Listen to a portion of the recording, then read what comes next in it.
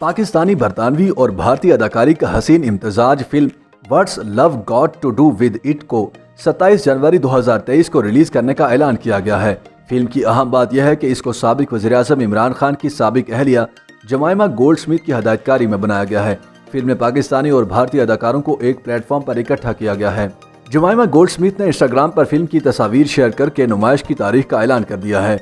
जमाइमा Goldsmith की film what's love got to do with it बरतानिया के सिनेमा घरों में 27 जनवरी 2023 को नुमाइश के लिए पेश की जाएगी। फिल्म की खास बात यह है कि इसमें पाकिस्तानी अदाकारा सजल अली के साथ इंडियन अदाकारा शबाना आज़मी भी काम कर रही हैं, जबकि मरकजी किरदार बरतानवी अदाकार शहजाद लतीफ़ और अदाकारा लीला जेम्स निभाएंगी। जमाइमा गोल्डस्मिथ इस फिल्म की लिखारी और प्रोड्यूसर हैं, जबकि इंडियन हदायतकार शेखर कपूर इस फिल्म के हदायतकार हैं। जमाइमा की ये फिल्म रोमानवी नौयत की है, जिसकी शूटिंग बरतानिया में की गई है। जमाइमा की फिल्म की रिलीज के बारे में इंस्टाग्राम पोस्ट पर सारिफीन की जानिब से तारीफी तबसरे देखने में आ रहे हैं। बेला फरोड कहती हैं कि बहुत आला, मुझसे मजीद इंतजार नहीं हो रहा।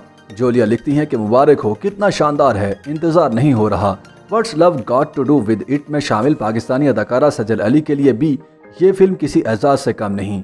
वो बैनुल-अक़वामी फिल्म में काम कर रही हैं। इससे पहले सजल अली इंडिया की फिल्म मोम में नवाजुद्दीन सिद्दीकी, अक्षय खन्ना और श्री देवी के साथ काम करके अपनी सलाहियतों का लोहा मनवा चुकी हैं। दूसरी जानिब फिल्म की अक्सबंदी के दौरान जमाइमा भी सजल अली के साथ काफ़ी खुशगवार मूड में नजर आईं। सजल अली हालिया दिनों में टेलीविजन पर काफ़ी मकबूल रही हैं। पाकिस्तानी फ़ौज के शोबा ताल्लुकात आमा ISPR के ताउन से बनने वाले कामयाब ड्रामे सिनफ़े आहन में भी फौजी का किरदार निभाया।